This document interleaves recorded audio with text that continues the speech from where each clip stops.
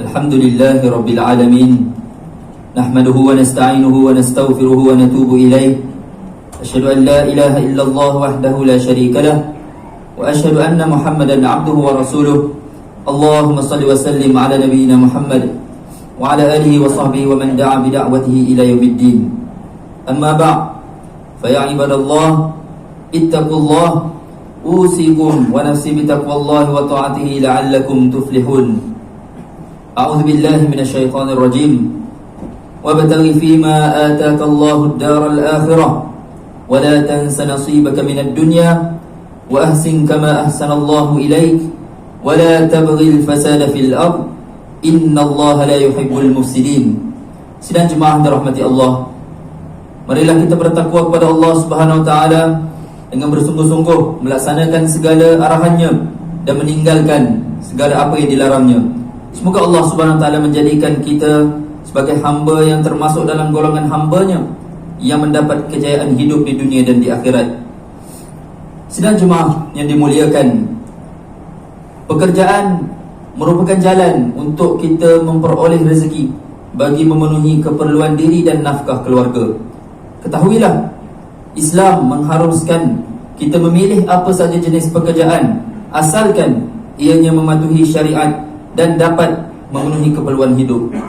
Renungkan maksud firman Allah Subhanahu wa taala dalam surah Al-Qasas ayat 77 yang dibacakan tadi, dan tuntutlah dengan harta kekayaan yang telah dikurniakan Allah kepada kamu akan pahala dan kebahagiaan hari akhirat, dan janganlah engkau melupakan bahagianmu dari dunia, dan buat baiklah sebagaimana Allah berbuat baik kepada kamu dengan pemberian nikmat-Nya yang melimpah. Dan janganlah engkau melakukan kerosakan di muka bumi. Sesungguhnya Allah tidak suka kepada orang-orang yang berbuat kerosakan. Sebagai Muslim dan juga ketua keluarga, kita wajib untuk bekerja bagi memberi nafkah dan menyediakan keperluan asas kepada keluarga kita daripada sumber yang halal bagi meraih keberkatan dan keridhaan Allah Subhanahu wa taala, tanpa mengira apa jua jawatan, sama ada dari setinggi-tinggi kedudukan dan pangkat sehinggalah serendah-rendah jawatan, ianya tetap diberikan ganjaran pahala oleh Allah Subhanahu wa taala. Kerja yang dilakukan akan menjadi ibadah jika kita melakukannya dengan ikhlas, mematuhi syariat dan tekun menunaikan amanah yang dipertanggungjawabkan. Sidang jemaah yang dirahmati Allah, pembangunan sebuah negara sangat bergantung dengan tenaga pekerjanya yang mahir dan bermutu. Pekerja yang mahir hanya akan dapat diwujudkan menerusi perancangan strategik yang jitu berasaskan kepada sistem pendidikan yang rapi. Kemahiran seorang pekerja diukur dengan sejauh mana kemampuan dan kejujurannya dalam melaksanakan kerja dengan sempurna.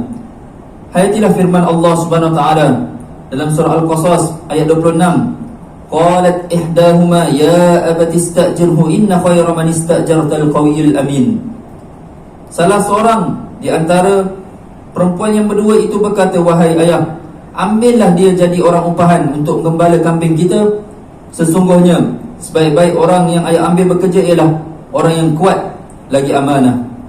Berdasarkan firman Allah SWT tersebut, dapatlah kita fahami bahawa ciri pertama yang perlu ada pada seseorang pekerja itu ialah al-qawi, iaitu kekuatan jasmani dan juga rohani.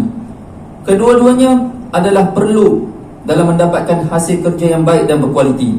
Kekuatan juga diukur dari segi kepakaran, kecekapan, kemampuan dalam menghasilkan kerja yang bermutu berdasarkan bentuk tugasan dan juga tanggungjawab yang telah pun diberikan kepada pekerja tersebut.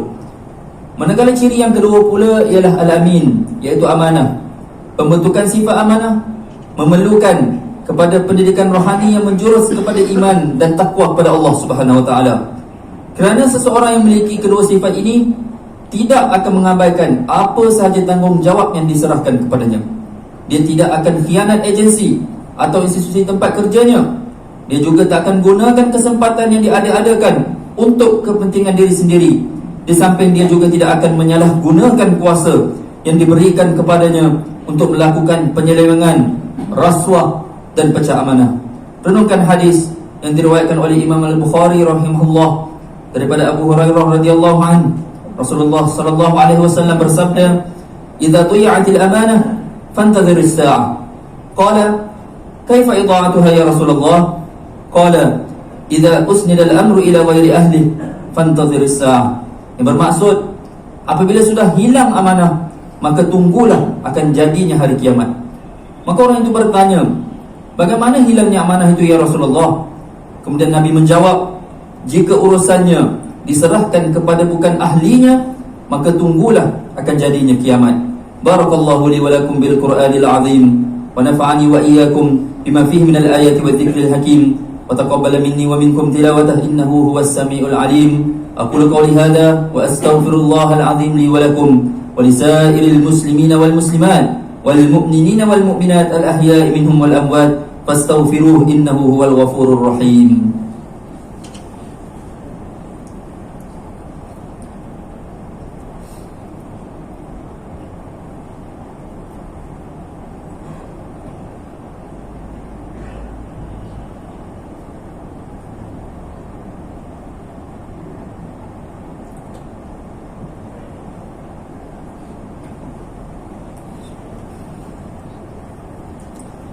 Alhamdulillahi Rabbil Alamin, wassalatu wassalamu ala Sayyidina Muhammadin Nabiyil Amin wa ala alihi wa ashabihi at-tahirin wa man tabi'ahum bi ihsanin ila yaumiddin.